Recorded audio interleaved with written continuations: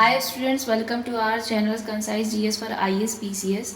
तो आज के इस वीडियो में हम जो टेस्ट सीरीज़ की बात करने वाले हैं वो सम्यक इंस्टीट्यूट द्वारा जारी की गई है और इस टेस्ट सीरीज़ में हम पॉलिटी के क्वेश्चंस का डिस्कशन करेंगे। इससे पहले भी हमने एक टेस्ट सीरीज़ का डिस्कशन किया था जिसमें हमने राजस्थान के हिस्ट्री, आर्ट एंड कल्चर से रिलेटेड जो भी क्वेश्चन है उन क्वेश्चन का डिस्कशन किया था। और वो जो टेस्ट सीरीज़ थी वो हमें स्प्रिंग बोर्ड एकेडमी की तरफ से जारी की गई थी। और आज इस टेस्ट सीरीज़ में हम जिस क्वेश्चन की बात करेंगे वो सारे क्वेश्चन पॉलिटी से रिलेटेड हैं और क्वेश्चन के साथ साथ हम एक्सप्लेनेशन भी बताते चलेंगे, तो उसको भी ध्यान से सुनिएगा। और जो भी प्रीवियस जो वीडियो आपने नहीं देखा है उसको भी ज़रूर वॉच करिए, आपके लिए बहुत ही हेल्पफुल होगा। तो चलिए आइए स्टार्ट करते हैं। क्वेश्चन नंबर फर्स्ट स्टार्ट करते हैं। उच्च न्यायालय के रिट क्षेत्राधिकार के बारे में निम्नलिखित कथनों पर विचार करें। अनुच्छेद 32 उच्च न्यायालय को उच्चतम न्यायालय के समवर्ती क्षेत्राधिकार प्रदान करता है, या फिर उच्च न्यायालय किसी भी व्यक्ति, प्राधिकरण व सरकार को केवल अपने क्षेत्राधिकार की राज्य सीमाओं के अंदर ही न्यायाधीश दे सकता है। तो इसका जो आपका आंसर होगा वो होगा डी, यानी जो उपरोक्त में से कोई भी कथन है वो सही नहीं है। क्यों सही नहीं है वो भी मैं आपको बता देती हूँ। तो अनुच्छेद 32 नहीं बल्कि यहाँ पे अनुच्छेद 226 होगा कि अनुच्छेद 226 उच्च न्यायालय को उच्चतम न्यायालय के समवर्ती क्षेत्राधिकार प्रदान करता है। दूसरा जो आपका पॉइंट है कि उच्च न्यायालय किसी भी व्यक्ति, प्राधिकरण व सरकार को केवल अपने क्षेत्राधिकार की राज्य सीमाओं के अंदर, तो ये चीज़ गलत है। राज्य सीमाओं के अंदर ही नहीं, अभी तो बाहर भी जो है न्यायाधीश दे सकता है।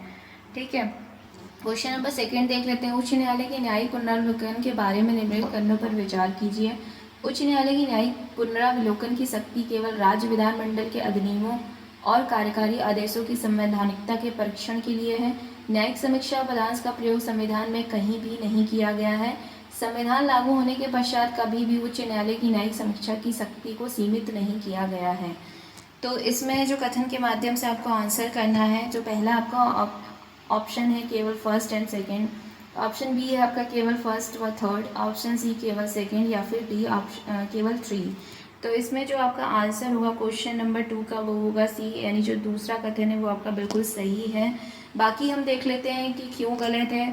तो उच्च न्यायालय की न्यायिक पुनरावलोकन की शक्ति केवल राज्य विधानमंडल के अधिनियमों, तो ये चीज़ गलत है। ये केवल राज्य विधानमंडल नहीं बल्कि केंद्र सरकार, यानी दोनों के अधिनियमों और कार्यकारी आदेशों की संवैधानिकता के परीक्षण के लिए है।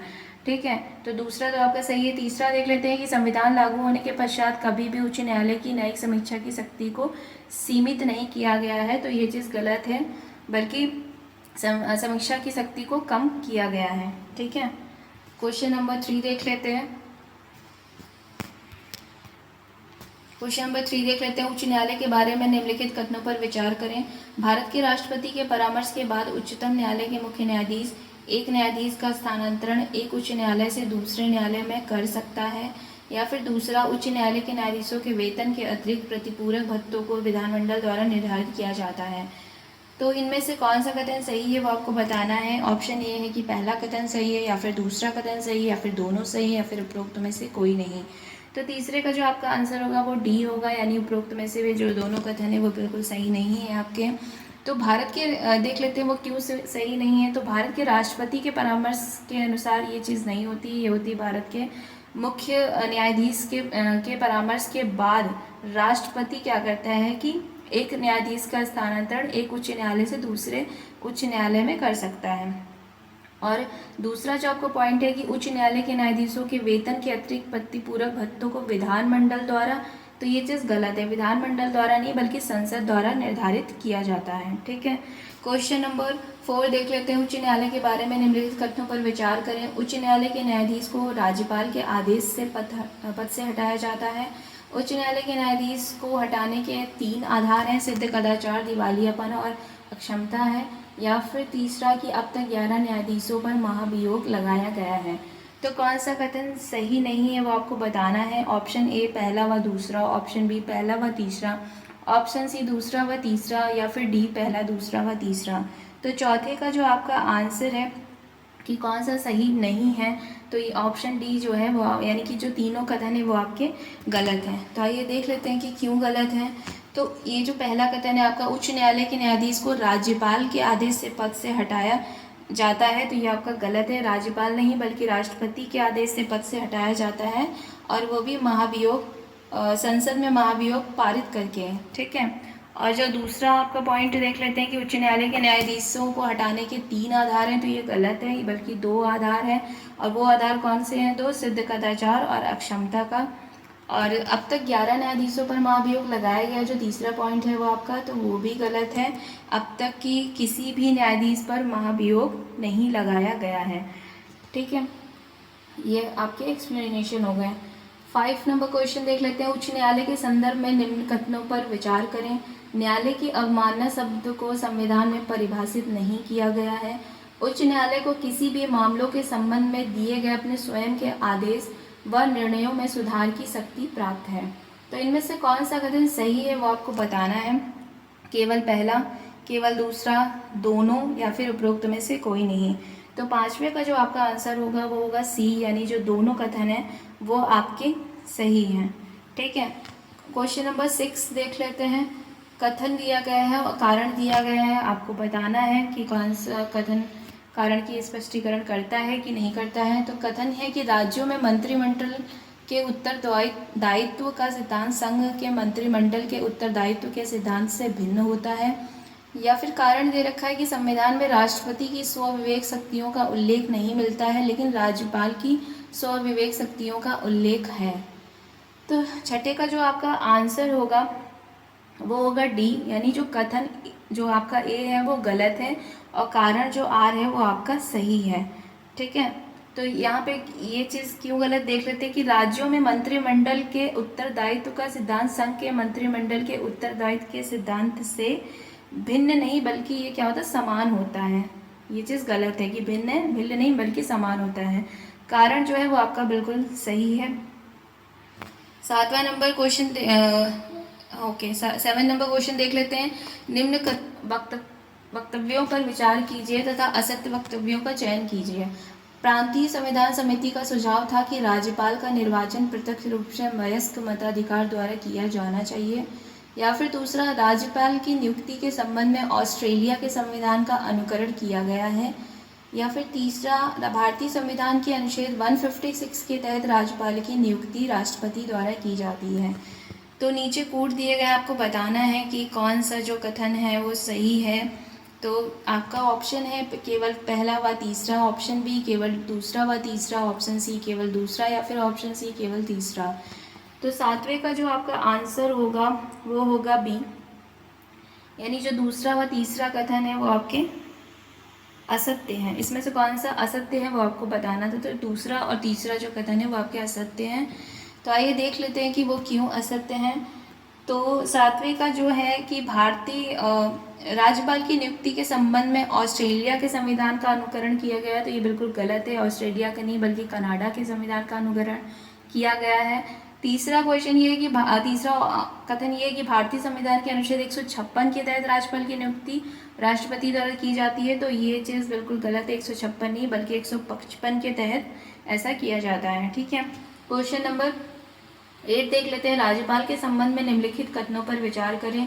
अनिवार्य रूप से राज्यपाल को केवल भारत का नागरिक होना चाहिए। 30 वर्ष की आयु अनिवार्यता होनी चाहिए। लोकसभा के सदस्य के लिए सभी योग्यताओं के समान ही राज्यपाल की योग्यताएं होनी चाहिए।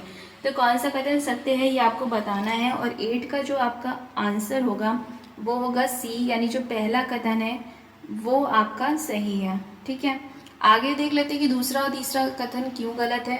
तो 30 वर्ष की आयु नहीं होनी चाहिए बल्कि ये 35 वर्ष की आयु होनी चाहिए। और लोकसभा के सदस्य के लिए सभी योग्यताओं के समान ही, तो ये चीज़ भी गलत है कि समान ही राज्यपाल की योग्यताएं होनी चाहिए बल्कि समान ही, क्योंकि अगर हम एज की बात करें तो लोकसभा के लिए जो होता है वो 21 एज ज़रूरी होती है और राज्यपाल के लिए 35, तो योग्यताएं सिमिलर नहीं हो सकती, ठीक है। क्वेश्चन नंबर 9 की बात कर लेते हैं, जो सूची से रिलेटेड है।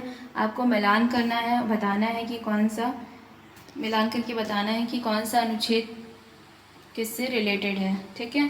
तो अनुच्छेद 156 राज्यपाल की शपथ ग्रहण, अनुच्छेद 168 राज्यपाल राष्ट्रपति की अनुमति के लिए विधेयक आरक्षित रखता है, अनुच्छेद 200 यानी राज्यपाल राज्य विधानमंडल का अंग होता है, या फिर अनुच्छेद 159 राज्यपाल की पदावधि। तो ये आपको मिलान करना है। और जो 9th का जो आपका आंसर होगा वो होगा सी। 9th का जो आपका आंसर होगा वो होगा सी। तो आइए देख लेते हैं मिलान करके। यानी कि जो 156 जो रिलेटेड है वो किससे रिलेटेड है, वो राज्यपाल की पदावधि से रिलेटेड है यानी घा। और अनुच्छेद 168 जो रिलेटेड है वो आपका राज्यपाल राज्य विधानमंडल का अंग होता है, गा से रिलेटेड है। और जो 200 है वो आपका राज्यपाल राष्ट्रपति की अनुमति के लिए विधेयक आरक्षित करता है, इससे रिलेटेड है, यानी ये इससे है।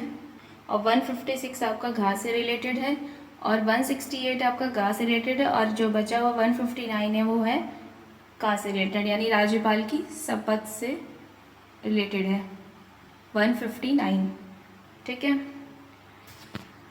क्वेश्चन नंबर 10 देख लेते हैं। राज्य की वास्तविक कार्यपालिका शक्तियों का प्रयोग किसके द्वारा किया जाता है, राज्यपाल, मुख्यमंत्री, प्रधानमंत्री या फिर मुख्य न्यायाधीश।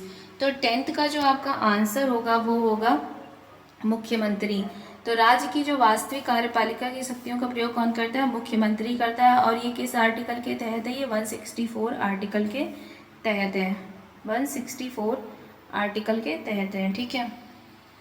निम्नलिखित कथनों में से कौन सा कथन सत्य है वो आपको बताना है। भारत में राज्यों के उच्च न्यायालय के न्यायाधीश राज्य के राज्यपाल द्वारा नियुक्त किए जाते हैं, ठीक वैसे ही जैसे उच्चतम न्यायालय के न्यायाधीश राष्ट्रपति द्वारा नियुक्त होते हैं।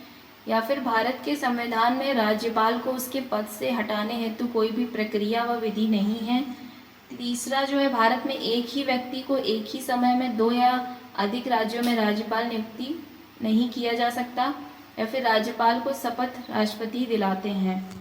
तो ये आपका 11 है, और आपको बताना है कि कौन सा इसमें से कथन जो है वो सत्य है। तो 11 का जो आपका आंसर होगा वो होगा बी। बी जो है वो आपका कथन सत्य है। और ठीक है, बाकी क्वेश्चन नंबर 12 देख लेते हैं। निम्नलिखित में से कौन सा राज्यपाल की शक्तियों से संबंधित नहीं है, राज्य की कौन से शक्ति है, किसकी शक्ति से संबंधित नहीं, राज्यपाल की शक्तियों से। राज्य के महाधिवक्ता की नियुक्ति की शक्ति, राज्य निर्वाचन आयोग की नियुक्ति की शक्ति, या फिर राजनयिक व सैन्य शक्ति, या फिर डी दंडों के लिए क्षमा, प्रविलंबन, विराम या परिहार या लघुकरण करने की शक्ति। तो कौन सी राज्यपाल की शक्ति से संबंधित नहीं है वो आपको बताना है। 12 का जो आपका आंसर होगा वो होगा सी, यानी राजनयिक व जो सैन्य शक्ति हैं वो राज्यपाल की शक्तियों से संबंधित नहीं है। 13 नंबर देख लेते हैं निम्नलिखित। तो क्वेश्चन नंबर 13 देख लेते हैं। निम्नलिखित में से किसकी नियुक्ति राज्य के राज्यपाल द्वारा नहीं की जाती है, राज्य लोक सेवा आयोग के सदस्य की, या फिर उच्च न्यायालय के न्यायाधीश की, या फिर मुख्यमंत्री की, या फिर महाअधिवक्ता की। तो 13 का जो आपका आंसर होगा वो होगा बी, यानी उच्च न्यायालय के जो न्यायाधीश की नियुक्ति वो कैसे करता है, वो कौन करता है, उच्च न्यायालय के मुख्य न्यायाधीश जो है संबंधित राज्य के राज्यपाल तथा उच्च न्यायालय के मुख्य न्यायाधीश के परामर्श पर राष्ट्रपति द्वारा की जाती है। ठीक है, ना कि राज्यपाल द्वारा। मतलब राष्ट्रपति करता है उच्च न्यायालय के न्यायाधीश की नियुक्ति, वो भी किसके परामर्श के, उस राज्य के राज्यपाल द्वारा। ठीक है, उस राज्य के राज्यपाल द्वारा उच्च न्यायालय के मुख्य न्यायाधीश के परामर्श पर राष्ट्रपति द्वारा की जाती है। क्वेश्चन देख लेते हैं। प्रतापगढ़ के संदर्भ में निम्नलिखित कथनों पर विचार करें। 26 जनवरी 2008 को परमेश चंद्र समिति की सिफारिश पर बना, या 3 जिलों चित्तौड़गढ़, डूंगरपुर तथा उदयपुर के हिस्सों को जोड़कर बना है। तो प्रतापगढ़ के संदर्भ में 2 कथन दिए गए, आपको बताना है कि सत्य कथन कौन सा है। और 14 का जो आपका आंसर होगा वो होगा ए, यानी कि जो पहला कथन है वो आपका सही नहीं है। क्वेश्चन नंबर 15 देख लेते हैं। डिस्ट्रिक्ट एडमिनिस्ट्रेशन इन इंडिया पुस्तक के लेखक कौन हैं। तो 15 का जो आपका आंसर होगा वो होगा, मतलब पहले हम ऑप्शंस देख लेते हैं। एस खेरा, बी की GV के राव, या फिर रजनी कोठारी, या फिर के दास। तो डिस्ट्रिक्ट एडमिनिस्ट्रेशन इन इंडिया पुस्तक के जो लेखक है वो है आपके एस खेरा। ठीक है, और ये पुस्तक कब लिखी गई थी? तो ये पुस्तक लिखी गई थी 1979 में। ठीक है, क्वेश्चन नंबर 16 देख लेते हैं। निम्नलिखित कथनों पर विचार करें। जिला आपदा प्रबंधन प्राधिकरण का अध्यक्ष नगर निगम आयुक्त होता है, या फिर गरीबी रेखा से नीचे जीवन यापन करने वालों का सर्वेक्षण करवाना खंड विकास अधिकारी का दायित्व है। तो इसमें से असत्य कथन कौन सा है वो आपको पहचानना है। और 16 का जो आपका आंसर होगा वो होगा बी, यानी जो पहले और दूसरे दोनों कथन जो है वो आपके गलत हैं। क्यों गलत है वो भी देख लेते हैं। तो जो जिला आपदा प्रबंधन प्राधिकरण का अध्यक्ष नगर निगम आयुक्त होता है, तो ये चीज़ गलत है। नगर निगम आयुक्त नहीं बल्कि जिला कलेक्टर होता है। और दूसरा ये है कि गरीबी रेखा से नीचे जीवन यापन करने वालों का सर्वेक्षण करवाना खंड विकास अधिकारी का दायित्व है, तो ये चीज़ गलत है। ये जो दायित्व है ये किसका है? ये सांख्यिकी अधिकारी का दायित्व है। ठीक है, 17 नंबर क्वेश्चन देख लेते हैं। लोक लेखा समिति के संदर्भ में निम्नलिखित कथनों पर विचार करें। राजस्थान विधानसभा में इस समिति का गठन 10 अप्रैल 1950 को किया गया। इस समिति में कुल 15 सदस्य होते हैं। या फिर तीसरा, लोक लेखा समिति का अध्यक्ष विपक्षी दल का होता है और सभी मंत्री इस समिति के सदस्य होते हैं। तो 17 का जो आपको सत्य कथन है वो आपको बताना है। पहला आपको ऑप्शन है केवल पहला, दूसरा व तीसरा। दूसरा जो आपका ऑप्शन है केवल दूसरा, तीसरा व चौथा। या फिर सी आपका पहला, दूसरा व चौथा, या फिर उपरोक्त सभी। तो कौन सा कथन सत्य है वो आपको बताना है। और 17 का जो आपका आंसर होगा वो होगा आपका बी, यानी दूसरा, तीसरा व जो चौथा कथन है वो आपके सत्य कथन है। ठीक है,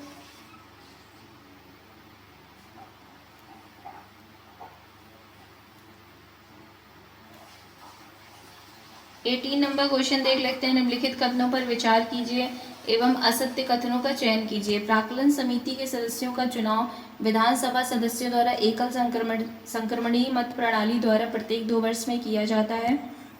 या फिर इस समिति के में अधिकतम 22 सदस्य हो सकते हैं। तीसरा है कि यह समिति अपने प्रतिवेदन को विधानसभा अध्यक्ष को सौंपती है। तो कोड के माध्यम से आपको आंसर करना है। पहला आपका ऑप्शन है केवल पहला व तीसरा। बी है आपका कि केवल पहला व दूसरा। सी केवल दूसरा व तीसरा। या फिर डी पहला, दूसरा व तीनों। तो कौन सा कथन जो है वो आपको, कौन सा कथन असत्य है वो आपको बताना है इसमें से। और 18 का जो आपका आंसर होगा वो होगा बी, यानी पहला और जो दूसरा कथन है वो आपके असत्य हैं। ठीक है, और जो दूसरा कथन है कि इस समिति में अधिकतम 22 सदस्य हो सकते हैं, तो ये गलत है। अधिकतम सदस्यों की जो संख्या है वो आपकी है 15। ठीक है, क्वेश्चन नंबर 19 देख लेते हैं। निम्नलिखित में से किसे राज्यों में विधानमंडल का भाग नहीं माना जाता है? तो विधानसभा, या फिर विधान परिषद, या फिर राज्यपाल, या फिर मुख्यमंत्री। तो 19 का जो आपका आंसर होगा वो होगा डी, यानी कि राज्यों में विधानमंडल का भाग जो मुख्यमंत्री नहीं होता है, उन्हें नहीं माना जाता है। ठीक है, 20 देख लेते हैं। राजस्थान में कौन से राज्यपाल का कार्यकाल राष्ट्रपति शासन के समय नहीं था? डॉक्टर संपूर्णानंद, सुखदेव प्रसाद, रघुकुल तिलक, या फिर बलिराम भगत। तो 20 का जो आपका आंसर होगा वो होगा बी, यानी सुखदेव प्रसाद जो ऐसे राष्ट्रपति थे, राज्यपाल थे जिनका जो राष्ट्रपति शासन के समय कार्यकाल नहीं था। 21 देख लेते हैं। निम्नलिखित कथनों पर विचार करें। राजस्थान में प्रथम महिला लोकसभा सांसद शारदा भार्गव थी। राजस्थान में प्रथम महिला राज्यसभा सांसद महारानी गायत्री देवी थी।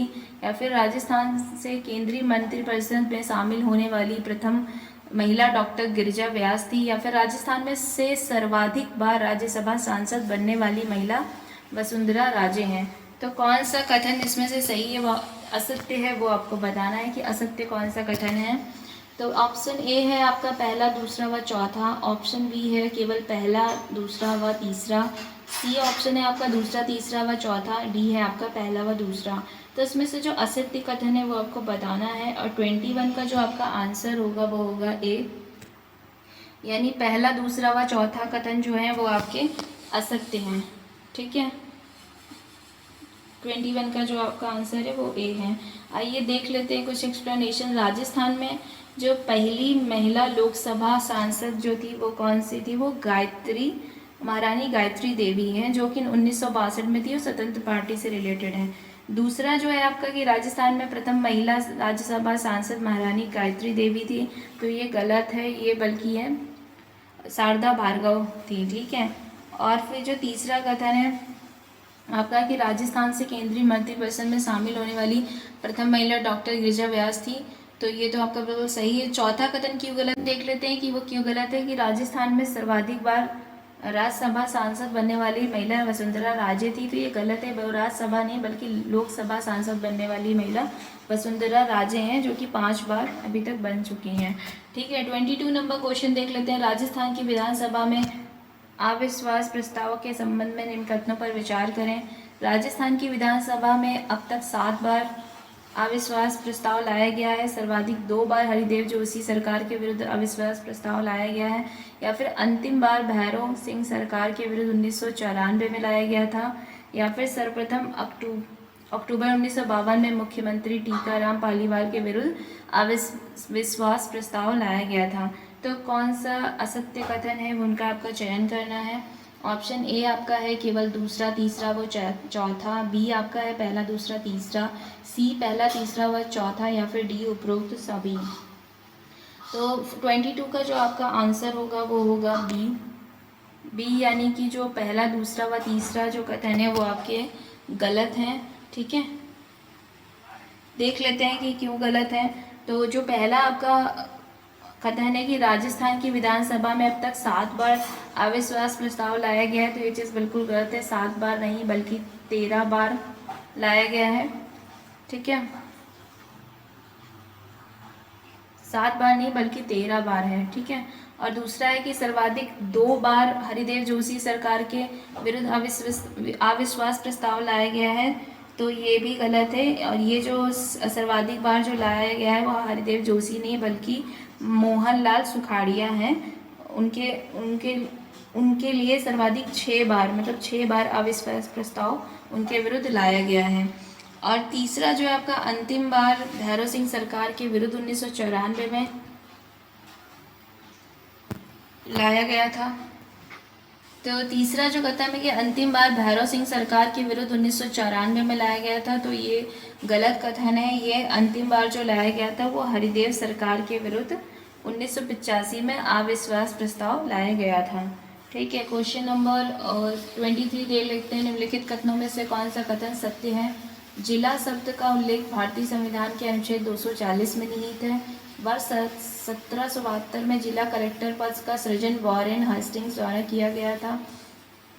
संसदीय चुनाव में जिला कलेक्टर जिले का मुख्य निर्वाचन अधिकारी होता है। स्थानीय स्वशासन के निकायों के चुनावों की अधिसूचना जारी करना जिला कलेक्टर का कार्य है। तो 23 का जो आपका आंसर होगा वो होगा बी, यानी जो बी कथन है वो आपका सत्य है, ठीक है। बी। और देख लेते हैं कि बाकी जो ऑप्शन है वो क्यों गलत है आपके। तो जिला शब्द का जो उल्लेख है वो कहाँ मिलता है? वो भारतीय संविधान के 233 आर्टिकल 233 में निहित है, ठीक है। और बाकी जो संसदीय चुनाव में जिला कलेक्टर जिले का मुख्य निर्वाचन अधिकारी होता है, तो ये गलत है। जिला कलेक्टर नहीं बल्कि रिटर्निंग ऑफिसर जो होता है वो मुख्य निर्वाचन अधिकारी होता है। और चौथा जो आपका स्थानीय स्वशासन के निकायों के चुनाव की अधिसूचना जारी करना जिला कलेक्टर का कार्य है, तो ये भी आपका गलत है, बल्कि ये कार्य किसका है? राज्य निर्वाचन आयोग का कार्य है, ठीक है। क्वेश्चन नंबर 24 देख लेते हैं। निम्न कथनों पर विचार करें। 1952 में राजस्थान विधानसभा की कुल सदस्य संख्या 162 थी। राजस्थान विधानसभा की 17 स्थायी समितियां हैं। राजस्थान विधानसभा में प्रक्रिया का कार्य संचालन के नियम प्रथम बार 1954 में निर्मित किए गए हैं। तो उपयुक्त कथनों में से असत्य का चयन करना है आपको। तो पहला आपका ऑप्शन है ए केवल पहला व दूसरा, बी दूसरा व तीसरा, सी पहला व तीसरा, ये उपयुक्त सभी। तो 24 का जो आपका आंसर होगा वो होगा सी, यानी पहला व जो तीसरा कथन है वो आपके असत्य हैं। तो देख लेते हैं ये कथन क्यों असत्य हैं। तो 1952 में राजस्थान विधानसभा की कुल सदस्य संख्या 162 थी, तो ये गलत है। सदस्य संख्या 162 नहीं बल्कि 160 थी, और 160 थी, ठीक है। और दूसरा है कि राजस्थान विधानसभा की 17 स्थायी समितियां हैं, तो ये जो है आपका सही कथन है। और तीसरा है कि राज्य विधानसभा में प्रक्रिया का कार्य संचालन के नियम प्रथम बार 1954 में निर्मित किए गए थे, तो ये गलत है। 1954 नहीं बल्कि 1956 में निर्मित किए गए थे, ठीक है। तो पहला और तीसरा आपका कथन असत्य हैं। 25 नंबर क्वेश्चन देख लेते हैं। निम्नलिखित कथनों में उप मुख्यमंत्री के संबंध में विचार कीजिए। आम चुनाव 1952 से अब तक 6 उप मुख्यमंत्री बने हैं। श्रीमती कमला बेनीवाल एकमात्र महिला उप मुख्यमंत्री रही हैं। तीसरा है टीकाराम पालीवाल सर्वाधिक लंबी अवधि तक राजस्थान के उप मुख्यमंत्री रहे हैं। तो उपयुक्त में से सत्य कथन का चयन करना है आपको, और जो आपके ऑप्शन गिवन है, पहला है केवल 2, बी केवल तीसरा, सी केवल पहला, डी या फिर केवल दूसरा व तीसरा। तो 25 का जो आपका आंसर होगा वो होगा ए, यानी कि जो दूसरा जो कथन है वो आपका सत्य है।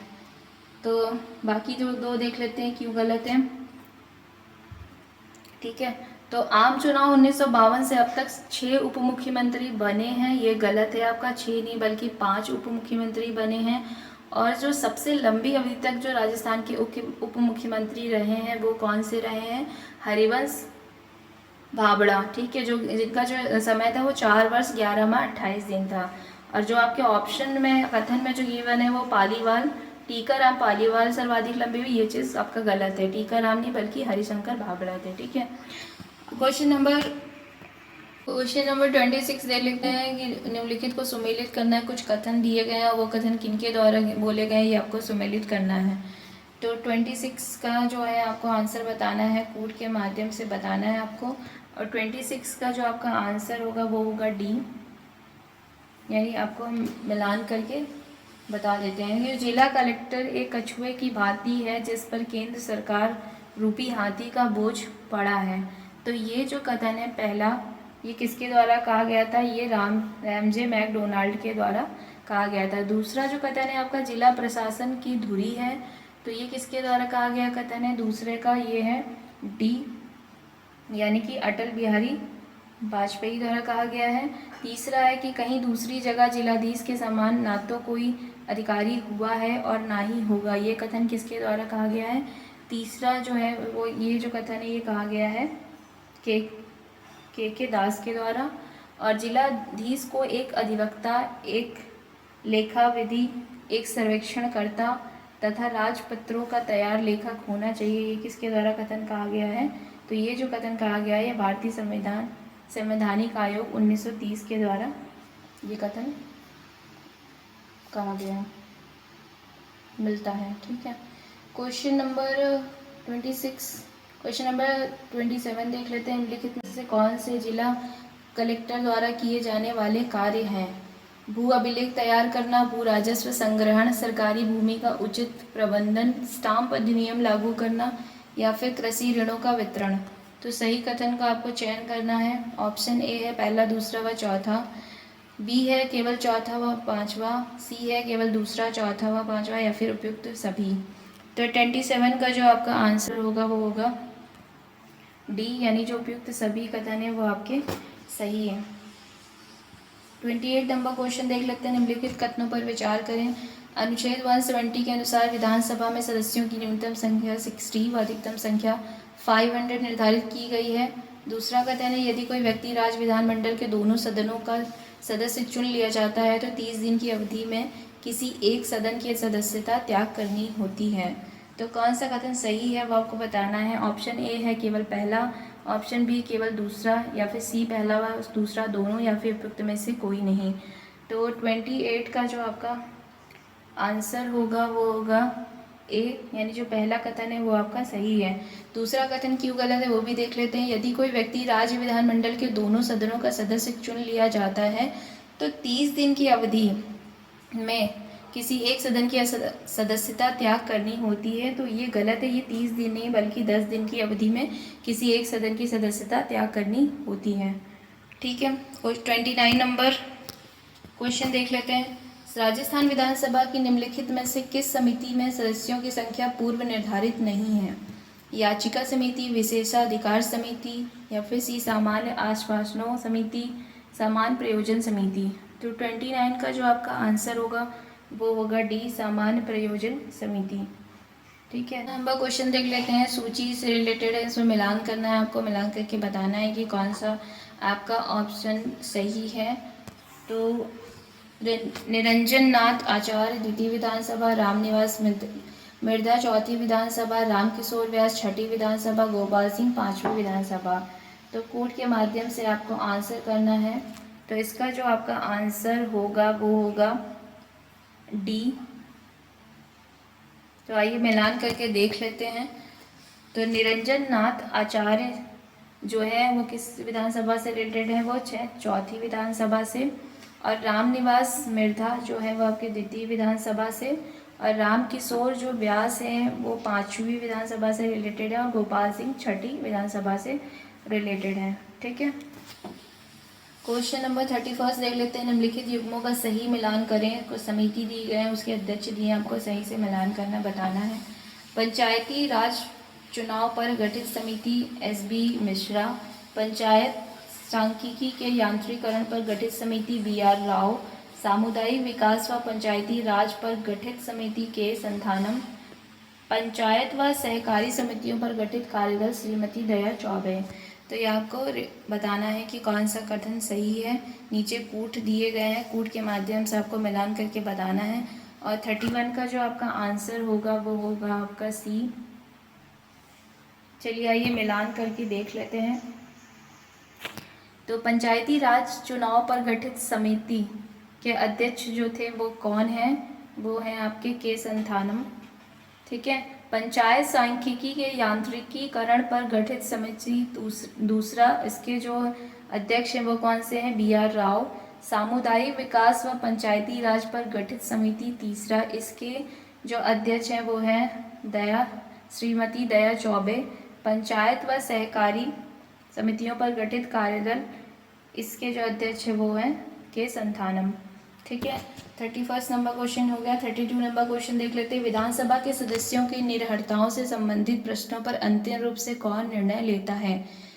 तो विधानसभा का अध्यक्ष, मुख्यमंत्री, राज्यपाल या फिर उच्च न्यायालय। तो 32 का जो आपका आंसर होगा वो होगा C, यानी राज्यपाल जो है विधानसभा के सदस्यों की निर्भरताओं से संबंधित प्रश्नों पर अंतिम रूप से निर्णय कौन लेता है? राज्यपाल लेता है। और ये जो निर्णय लेता है वो किस आर्टिकल के अनुसार है? वो है 192 आर्टिकल के अनुसार। ठीक है, 33 नंबर क्वेश्चन देख लेते हैं। राजस्थान के प्रथम महाधिवक्ता कौन थे? LM Singhvi, Kamlakant Verma, GC Kasliwal, ID दुआ। 33 का जो आपका आंसर होगा वो होगा C, GC कासलीवाल। ठीक है, 34 नंबर क्वेश्चन देख लेते हैं। निम्नलिखित कथनों पर विचार करें। महाधिवक्ता वैधानिक पद है। महाधिवक्ता की नियुक्ति मुख्यमंत्री करता है। महाधिवक्ता को राज्यपाल ही हटा सकता है।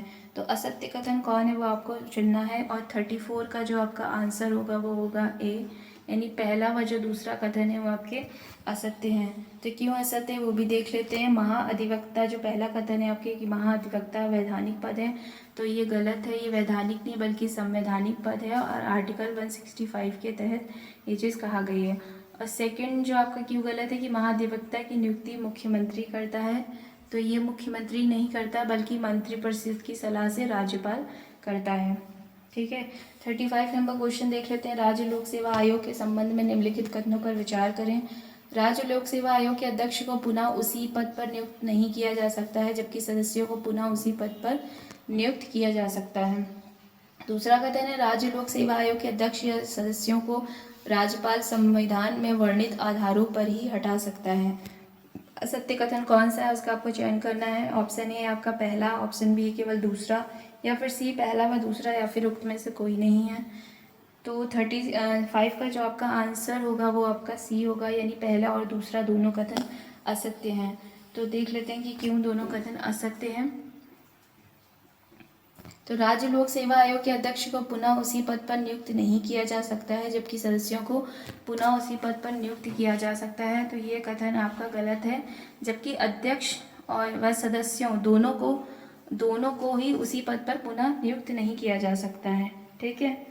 और 30 जो सेकंड कथन है कि राज्य लोक सेवा आयोग के अध्यक्ष या सदस्यों को राज्यपाल संविधान में वर्णित आधारों पर ही हटा सकता है, तो ये आपका गलत है।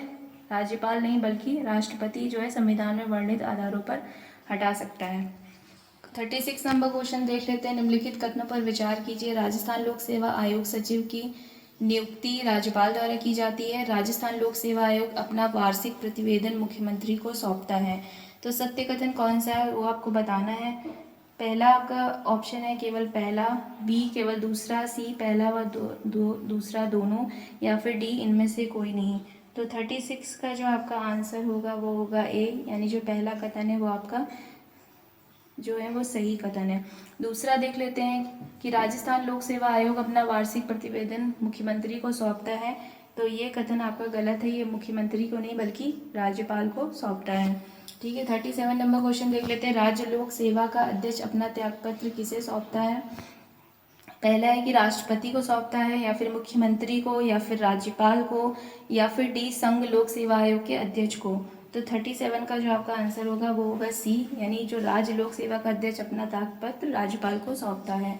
38 नंबर क्वेश्चन देख लेते हैं। राजस्थान लोक सेवा आयोग की निम्नांकित में से कौन सी पूर्व महिला सदस्य संघ लोक सेवा आयोग की सदस्य भी रही है? श्रीमती रामा देवी, श्रीमती कांता कथूरिया, श्रीमती प्रकाशवती शर्मा, या फिर श्रीमती दिव्या सिंह। तो 38 का जो आपका आंसर होगा वो आपको कोड के माध्यम से देना है, और इसका जो आंसर होगा बी, यानी दूसरा व तीसरा, यानी श्रीमती कांता कथूरिया और श्रीमती प्रकाशवती शर्मा। तो ये दोनों जो ऐसी महिलाएं जो राजस्थान लोक सेवा आयोग के साथ साथ पूर्व महिला सदस्य संघ लोक सेवा आयोग की भी सदस्य रही हैं। ठीक है। राजस्थान लोक सेवा आयोग के संबंध में कौन सा कथन सही है? इसका गठन 20 अगस्त 1949 को किया गया है। Doctor S K. घोष आयोग के प्रथम अध्यक्ष हैं, या फिर तीसरा श्री एच.डी. गुप्ता आयोग के सबसे लंबे कार्यकाल तक अध्यक्ष थे। तो कूट में जो आपका ऑप्शन ए गिवन है वो है केवल दूसरा व तीसरा सही है, या फिर दूसरा बी यानी केवल दूसरा सही है, सी यानी पहला व दूसरा सही है, डी यानी पहला व दूसरा, केवल पहला या फिर व दूसरा।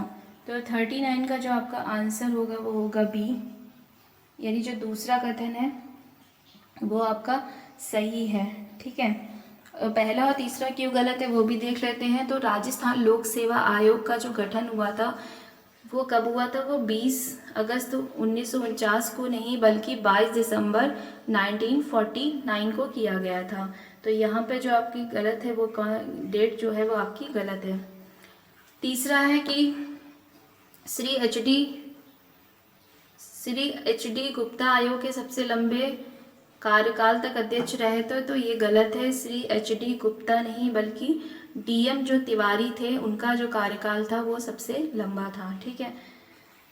क्वेश्चन नंबर 40 देख लेते हैं। ग्राम सभा की बैठक में प्रस्ताव पारित करने के लिए आवश्यक संख्या है। ग्राम सभा में उपस्थित तथा मत देने वाले सदस्यों का 2/3 बहुमत, ग्राम सभा के कुल सदस्यों का 2/3 बहुमत, या फिर ग्राम सभा के सदस्यों का सामान्य बहुमत, या फिर बैठक में उपस्थित तथा मत देने वाले ग्राम सभा के सदस्यों का बहुमत। तो कौन सा कथन इसमें से सही है वो आपको बताना है। और 14 का जो आपका आंसर होगा वो होगा डी, यानी जो डी कथन है वो आपका सही है। ठीक है। 41 नंबर क्वेश्चन देख लेते हैं। राज्य लोक सेवा आयोग के सदस्यों का कार्यकाल होता है, कितना होता है? 6 या 60 वर्ष की आयु दोनों में से जो भी पहले हो, 5 या 62 वर्ष की आयु दोनों में से जो भी पहले हो। ठीक है। राज्य लोक सेवा आयोग के सदस्यों का कार्यकाल कितना होता है? यानी पहला ऑप्शन आपका दिया है 6 या 60 वर्ष की आयु दोनों में से जो भी पहले हो, या फिर 5 या 62 वर्ष की आयु दोनों में से जो भी पहले हो, या फिर 6 या 62 वर्ष की आयु दोनों में से जो पहले हो, या डी आपका 5 या 65 वर्ष की आयु दोनों में से जो पहले हो। तो 41 का जो आपका आंसर होगा वो होगा सी, यानी 6 या 62 वर्ष की आयु या दोनों में से जो पहले हो। ठीक है। 42 नंबर क्वेश्चन देख लेते हैं। 1956 में राज्य पुनर्गठन के पश्चात की समिति की सिफारिश पर राजस्थान लोक सेवा आयोग को अजमेर स्थानांतरित किया गया है। सादिक अली समिति, पी सत्यनारायण समिति, फजल अली समिति। तो 42 का जो आपका आंसर होगा बी यानी पी सत्यनारायण समिति। निम्नलिखित कथनों में से राज्य निर्वाचन आयोग के संबंध में विचार कीजिए। मूल संविधान में राजस्थान राज्य निर्वाचन आयोग का उल्लेख नहीं है। राजस्थान राज्य निर्वाचन आयोग 3 सदस्यीय निकाय है, या फिर संविधान के भाग 9D में राज्य निर्वाचन आयोग का उल्लेख मिलता है। तो 43 में बताना है कि कौन सा कथन सत्य है। ऑप्शन ए है पहला व दूसरा, ऑप्शन बी पहला व तीसरा, ऑप्शन सी दूसरा व तीसरा, या फिर डी पहला दूसरा व तीसरा। तो 43 का जो आपका आंसर होगा वो होगा बी यानी पहला व तीसरा जो कथन है वो आपके सत्य हैं। दूसरा देख लेते क्यों गलत है। राजस्थान राज्य निर्वाचन आयोग 3 सदस्यीय निकाय है, तो ये चीज़ गलत है। 3 सदस्यीय नहीं बल्कि 1 सदस्यीय निकाय है। ठीक है। क्वेश्चन नंबर 44 देख लेते हैं। राजस्थान निर्वाचन आयोग के संबंध में सत्य कथनों का चयन कीजिए। राज्य विधानमंडल स्थानीय निकायों का निर्वाचन राजस्थान निर्वाचन आयोग द्वारा किया जाता है, या फिर राजस्थान निर्वाचन आयोग एक संवैधानिक निकाय है। ठीक है। 44 का जो आपका आंसर बताना है कोड के माध्यम से बताना है। ऑप्शन ए है केवल पहला सही है, ऑप्शन बी केवल दूसरा सही है, या फिर सी पहला व दूसरा दोनों सही है, या फिर डी ना तो पहला और ना ही दूसरा सही है। तो 44 का जो आपका आंसर होगा वो होगा डी यानी ना तो पहला और ना ही दूसरा, यानी दोनों आपके जो कथन है वो सही नहीं है। तो मंडल का जो राज्य विधानमंडल का जो निर्वाचन जो करता है वो कौन करता है, वो निर्वाचन आयोग करता है। और जबकि जो राज्य स्थानीय निकायों का निर्वाचन कौन करता है, वो राज्य निर्वाचन आयोग द्वारा किया जाता है। ठीक है। दूसरा ये कथन है कि आपका राजस्थान निर्वाचन आयोग एक संविधानात्तर एक निकाय है, तो ये चीज़ गलत है, बल्कि ये संविधानात्तर के साथ साथ स्वतंत्र निकाय भी है। ठीक है। 45 नंबर क्वेश्चन देख लेते हैं। मुख्य निर्वाचन आयुक्त के संबंध में निम्न कथनों पर विचार करें। राज्य के मुख्य निर्वाचन आयुक्त की नियुक्ति राष्ट्रपति द्वारा की जाती है, भारत के मुख्य निर्वाचन आयुक्त की सलाह से। ठीक है। दूसरा है कि राज्य निर्वाचन आयुक्त का कार्यकाल पद ग्रहण से 5 या 65 वर्ष की आयु या जो भी पहले होता है। तो मुख्य निर्वाचन आयुक्त के संबंध में ये कथन दिए गए हैं, आपको बताना है कि कौन सा कथन सत्य है। ऑप्शन ए है आपका पहला, बी है दूसरा, सी है पहला व दूसरा दोनों, या फिर डी है आपका ना पहला और ना ही दूसरा। तो 45 का जो आपका आंसर होगा वो होगा बी यानी जो दूसरा कथन है वो आपका सही है। ठीक है। पहला कथन क्यों गलत है ये भी देख लेते हैं कि राज्य के मुख्य निर्वाचन आयुक्त की नियुक्ति राष्ट्रपति द्वारा की जाती है, तो ये चीज़ गलत है। राष्ट्रपति नहीं बल्कि राज्यपाल द्वारा की जाती है। ठीक है। राज्यपाल द्वारा की जाती है, और किसकी सलाह पे की जाती है, मुख्यमंत्री की किसकी सलाह पर की जाती है, मंत्रिपरिषद की सलाह पर की जाती है। ठीक है।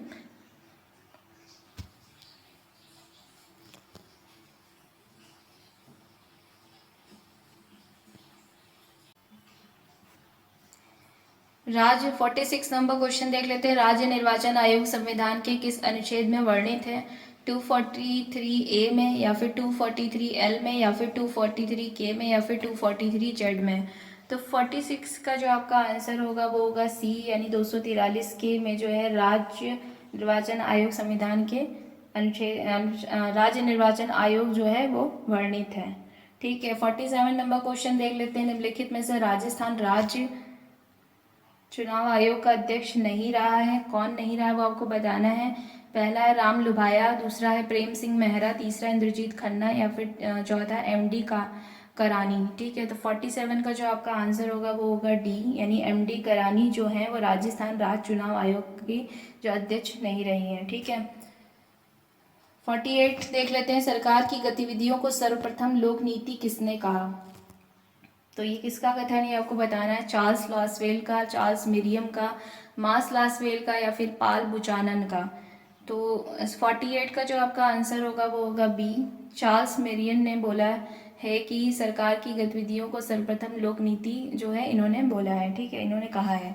49 नंबर क्वेश्चन देख लेते हैं। लोक नीतियों की के सह उत्पादन मॉडल किसने दिया, रास्बी, टामपाल, डेनोवर या फिर क्लिग्न। तो 49 का जो आपका आंसर होगा वो होगा डी, यानी क्लिग्न द्वारा सह उत्पाद मॉडल दिया गया है। 50 नंबर क्वेश्चन देख लेते हैं। निम्नलिखित कथनों में से जिला कलेक्टर के संबंध में विचार करें। जिला कलेक्टर जिले में प्रमुख जनगणना अधिकारी होता है। जिला कलेक्टर जिला आपदा प्रबंधन प्राधिकरण का अध्यक्ष होता है।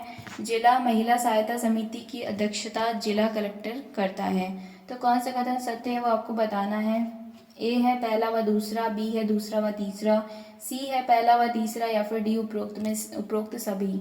ठीक है, तो 50 का जो आपका आंसर होगा वो होगा आपका ए, यानी पहला व दूसरा जो कथन है वो आपके सत्य हैं। बाकी तीसरा कथन क्यों असत्य है देख लेते हैं कि जिला महिला सहायता समिति की अध्यक्षता जिला कलेक्टर करता है, तो ये चीज़ गलत है। जिला कलेक्टर नहीं बल्कि जिला प्रमुख करता है। ठीक है, 51 नंबर क्वेश्चन देख लेते हैं। जिलाधीश के कार्यों के संबंध में निम्नलिखित कथनों पर विचार कीजिए। राजस्व का एकत्रीकरण करना, कानून व्यवस्था का रखरखाव, आयकर का एकत्रीकरण या फिर भू दस्तावेजों का रखरखाव। तो कौन सा जिलाधीश के नहीं है, कौन से कार्य ये आपको बताने हैं। आपको बताना है कि कौन सा कथन सही है। केवल पहला कथन सही है या फिर केवल दूसरा कथन सही है या फिर तीसरा कथन सही है या फिर तीनों कथन ही आपके सही है। तो 51 का जो आपका आंसर होगा वो होगा सी, यानी जो केवल तीसरा कथन है वो आपका सही है। यानी आयकर का एकत्रीकरण करना ये जो है ये आपका ये जिलाधीश का कार्य नहीं होता है। ठीक है, कार्य नहीं होता है। उसके बाद देख लेते हैं 52 नंबर क्वेश्चन। जिला आयोजन समिति के संबंध में निम्नलिखित कथनों पर विचार कीजिए। राजस्थान में जिला आयोजन समिति का अध्यक्ष जिला कलेक्टर होता है। जिला आयोजन समिति का उल्लेख संविधान के अनुच्छेद 243 जी में है। तो उपयुक्त कथनों में से सत्य कथन कौन सा वो आपको बताना है। केवल पहला व दूसरा दोनों या फिर इनमें से कोई नहीं या फिर केवल दूसरा। तो 52 का जो आपका आंसर होगा वो होगा डी, यानी जो दूसरा कथन है वो आपका बिल्कुल सही है। पहला कथन क्यों गलत है वो देख लेते हैं। राजस्थान में जिला आयोजन समिति का अध्यक्ष जिला कलेक्टर होता है, तो ये बिल्कुल गलत है। जिला कलेक्टर नहीं बल्कि जिला प्रमुख होता है। 53 नंबर क्वेश्चन देख लेते हैं। निम्नलिखित कथनों पर विचार कीजिए। जिला ग्रामीण विकास अभिकरण DRDA का विलय वर्ष 2008 में जिला परिषद में किया गया। या फिर दूसरा कथन है कि राजस्थान प्रशासन सेवा के अधिकारियों को 2009 में प्रथम बार जिला कलेक्टर के रूप में तैनात किया गया। तो कौन सा कथन सही है अब वो आपको बताना है। ऑप्शन गिवन है आपके। ऑप्शन ए है केवल दूसरा, ऑप्शन बी केवल पहला, सी पहला व दूसरा या फिर उक्त में से कोई नहीं। तो 53 का जो आपका आंसर होगा वो होगा ए, यानी जो दूसरा कथन है वो आपका सही है। पहला क्यों गलत है वो भी देख लेते हैं। तो जिला ग्रामीण विकास अभिकरण का विलय वर्ष 2008 नहीं बल्कि 2003 में जिला परिषद में किया गया था। ठीक है, तो ये आपका कथन गलत है। क्वेश्चन नंबर 54 देख लेते हैं। निम्नलिखित कथनों पर विचार करें। उच्च न्यायालय की जयपुर पीठ में क्षेत्राधिकार जिलों की संख्या 18 है। वर्तमान में राजस्थान उच्च न्यायालय में अधिकतम न्यायाधीशों की संख्या 45 है। तो कौन सा कथन असत्य है ये आपको बताना है। 54 का जो आपका आंसर होगा वो होगा बी, यानी जो पहला व दूसरा कथन दोनों ही असत्य हैं। ठीक है, तो उच्च न्यायालय की जयपुर पीठ में क्षेत्राधिकार जिलों की जो संख्या है वो कितनी है, वो है 15। कितनी है, 15 संख्या है। ठीक है,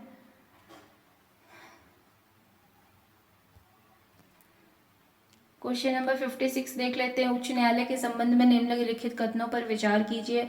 अनुच्छेद 215 के तहत उच्च न्यायालय का गठन किया गया है। राजस्थान उच्च न्यायालय की स्थापना 29 अगस्त 1949 को की गई।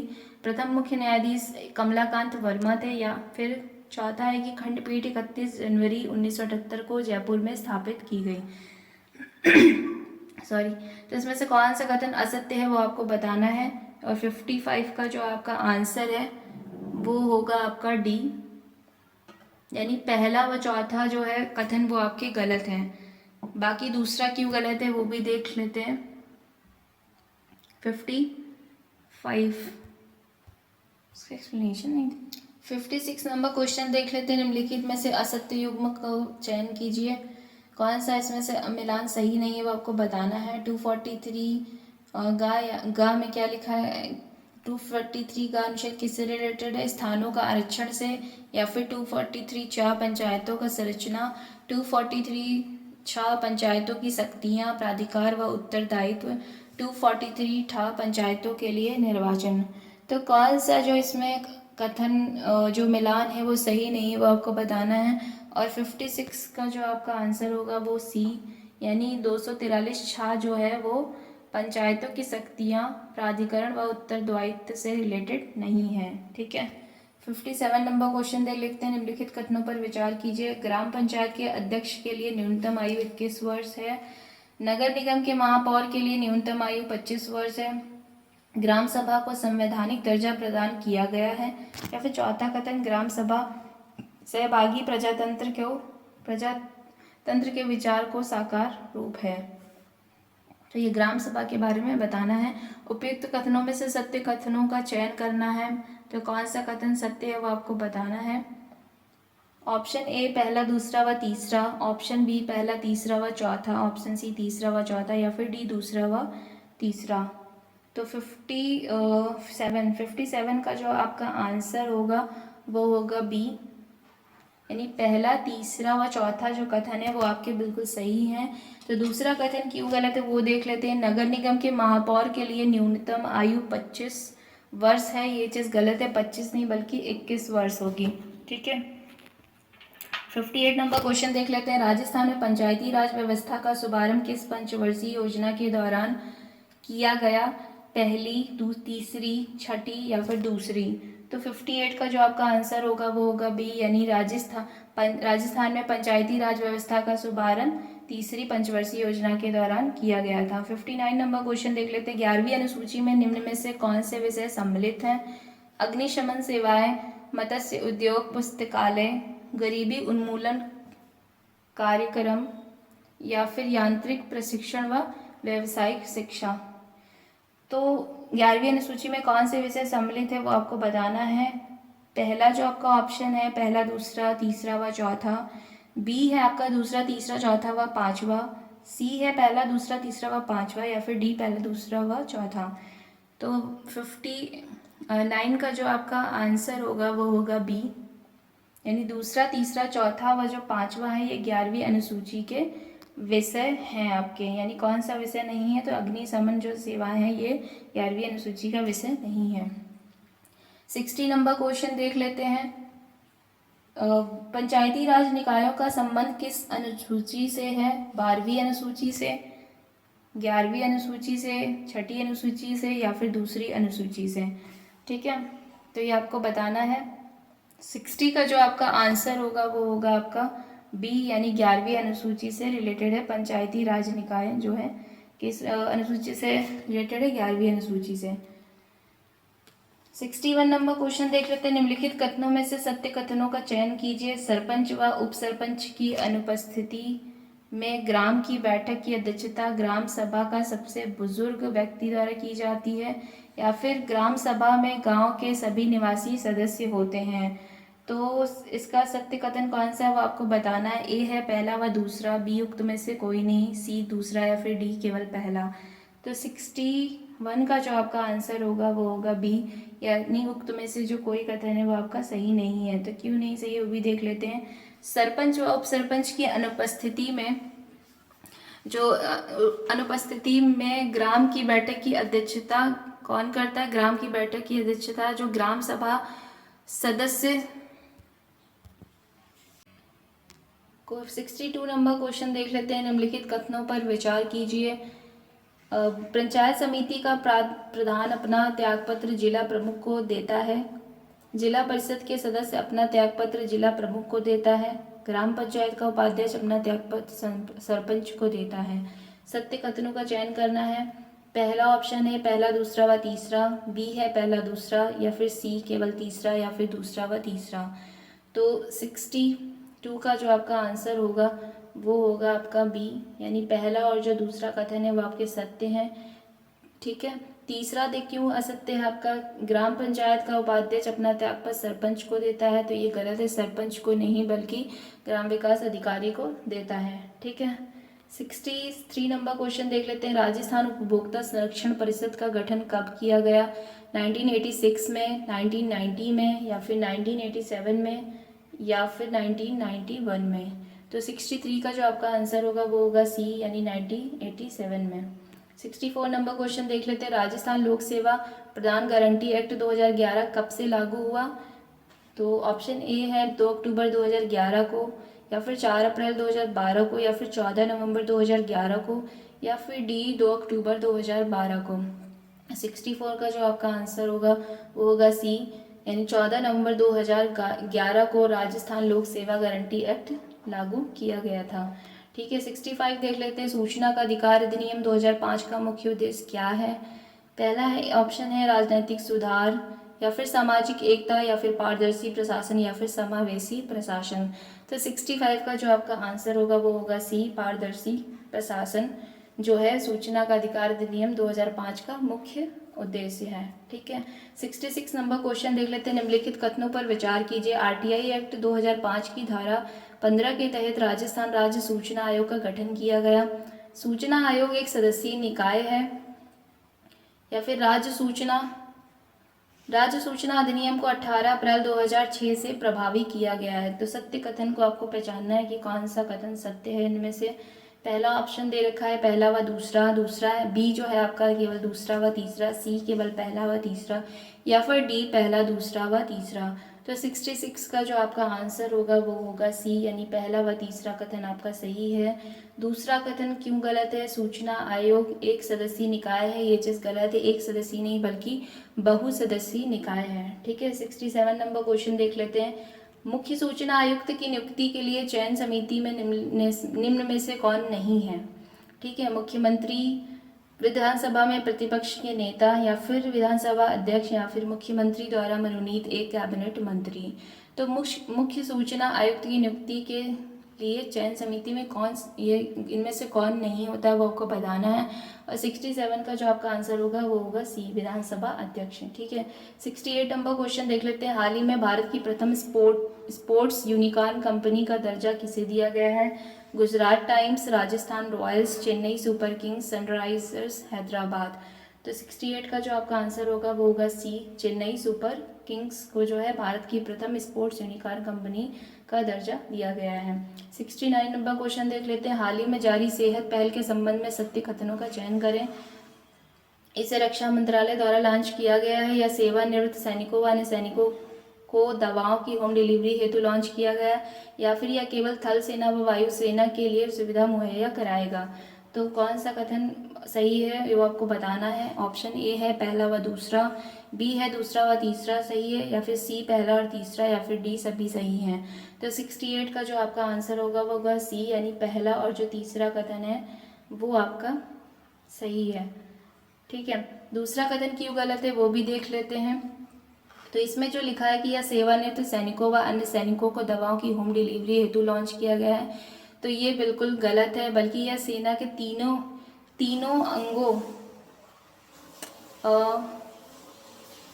Just a minute, I think option गलत हो गया है।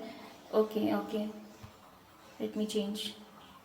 तो इसका जो आपका आंसर होगा वो होगा ए, यानी पहला और जो दूसरा कथन है वो आपके सही हैं। तीसरा देख लेते हैं कि क्यों गलत है, कि यह केवल थल सेना व वायु सेना के लिए सुविधा मुहैया कराएगा, ये गलत है, बल्कि यह सेना के तीनों अंगों के पात्र सैन्य कर्मियों और उनके परिवारों को ऑनलाइन स्वास्थ्य सुविधा उपलब्ध कराने के उद्देश्य से प्रारंभ किया गया है। ठीक है, तो तीसरा जो कथन है वो आपका सही नहीं है। ठीक है, क्वेश्चन नंबर 70 देख लेते हैं। होयसला मंदिर हाल ही में चर्चा में रहा है, क्यों चर्चा में रहा है ये आपको बताना है कथन के माध्यम से। इसे 2022-23 के विश्व विरासत सूची के नामांकन में शामिल किया गया है, या फिर यह कर्नाटक वास्तुकला का समृद्ध उदाहरण है। तो सत्य कथन का चयन करना है। कथन फर्स्ट सही है आपका, ऑप्शन बी है कि कथन 2 आपका सही है, ऑप्शन सी है कि दोनों कथन सत्य हैं, और डी की इनमें से कोई भी सत्य नहीं है। तो 70 का जो आपका आंसर होगा वो होगा सी, यानी जो दोनों कथन है वो आपके सही हैं। यानी होयसला मंदिर जो है इसे क्या किया गया है, 2022-23 के विश्व विरासत सूची में इसका नामांकन किया गया है। और ये किसका समृद्ध उदाहरण है, कर्नाटक वास्तुकला का यह समृद्ध उदाहरण है। 71 नंबर क्वेश्चन देख लेते हैं। विश्व आर्द्र भूमि दिवस के संबंध में असत्य कथन कौन सा है, वो आपको पहचानना है। तो विश्व आर्द्र भूमि दिवस प्रतिवर्ष 2 फरवरी को मनाया जाता है। यह दिवस 2 फरवरी 1998 को रामसर सम्मेलन के 16 वर्ष पूरे होने के उपलक्ष्य में प्रारंभ किया गया। या फिर सी है आपका कि 2022 में इसकी theme wetland action for peoples and nature है। या फिर डी है कि आपका इसका उद्देश्य विश्व में आर्द्र भूमि का संरक्षण करना है। तो कौन सा कथन जो है आपका असत्य है, मतलब जो सही नहीं है वो आपको बताना है। 71 का जो आपका आंसर होगा बी, जो बी कथन है वो आपका सही नहीं है। ये क्यों नहीं सही है, क्योंकि ये जो डेट दी गई है कि यह दिवस 2 फरवरी 1998 को रामसर सम्मेलन के 16 वर्ष पूरे होने के उपलक्ष्य में प्रारंभ किया गया है, तो ये चीज़ गलत है। 1998 नहीं बल्कि 1997 होगा। ठीक है। 72 नंबर क्वेश्चन देख लेते हैं। भारत में किस संस्थान द्वारा कहाँ प्राकृतिक गैस प्रणाली में हाइड्रोजन मिश्रण की प्रथम परियोजना का शुभारंभ हुआ है। तो ऑप्शन ए है कि गेल कोटा में, बी BHEL मध्य प्रदेश में, या फिर सी गेल इंदौर में, या फिर BHEL कोटा में। तो 72 का जो आपका आंसर होगा वो होगा सी, यानी गेल इंदौर में। ठीक है। 73 नंबर क्वेश्चन देख लेते हैं। रैम्प प्रोग्राम के संबंध में सत्य कथनों का चयन कीजिए। ठीक है। कथन दे रखे हैं। इसकी घोषणा बजट 2022-23 में की गई थी। इसकी अनुमानित लागत 5,000 करोड़ रुपए थी। यह कार्यक्रम 5 वर्ष की अवधि के लिए लागू किया गया है। या फिर इसका संबंध बैंकिंग प्रणाली NPA के जाल से बाहर निकालना है। ठीक है। 73 का जो आपका आंसर होगा वो होगा बी, बी है आपका सही आंसर। जस्ट अ मिनट, कूट आपके माध्यम से आपको आंसर करना है। ठीक है। तो इसका जो आंसर होगा वो आपका बी होगा, यानी पहला और जो तीसरा जो कथन है वो आपके सत्य हैं। ठीक है। दूसरा बाकी जो चौथा कथन है कि इसका संबंध बैंकिंग प्रणाली को NPA के जाल से बाहर निकालना है, तो ये आपका गलत है। इसका जो उद्देश्य ये है कि MSME तक वित्त के बेहतर पहुंच उपलब्ध कराना तथा उनकी स्थिति में सुधार लाना। ठीक है। तो ये MSMEs की जो स्थिति है उन तक वित्त का बेहतर प्रबंधन करना और साथ ही उनकी जो स्थिति है उसमें सुधार लाना, इससे रिलेटेड है। ठीक है। क्वेश्चन नंबर 74 देख लेते हैं। हाल ही में भारतीय खिलाड़ी को Laureus World Breakthrough of the Year Award 2022 के लिए नामांकित किया गया है। तो कौन सा खिलाड़ी है जिसको ये अवार्ड मिला है। तो ऑप्शन ए है MS धोनी, बी विराट कोहली, सी रोहित शर्मा, या फिर डी नीरज चोपड़ा। तो इसका जो आंसर होगा डी होगा, नीरज चोपड़ा। और ये वाला अवार्ड पाने वाले ये तीसरे व्यक्ति हैं। ठीक है। 75 नंबर क्वेश्चन देख लेते हैं। किस देश ने भारत के व्यापारिक साझेदार के रूप में प्रथम स्थान प्राप्त किया है। चीन, रूस, अमेरिका या UAE। तो इसका जो आपका आंसर होगा वो होगा सी, यानी अमेरिका। ठीक है। तो आज की जो टेस्ट सीरीज़ है उसमें मैंने 75 क्वेश्चंस का डिस्कशन कर दिया है। जो बाकी के जो 75 क्वेश्चन है उसका जो मैं डिस्कशन करूँगी वो हमारी जो अपकमिंग नेक्स्ट वीडियो होगा उसमें देखेंगे। ठीक है। तो टोटल जो हमारे क्वेश्चन है वो 150 है।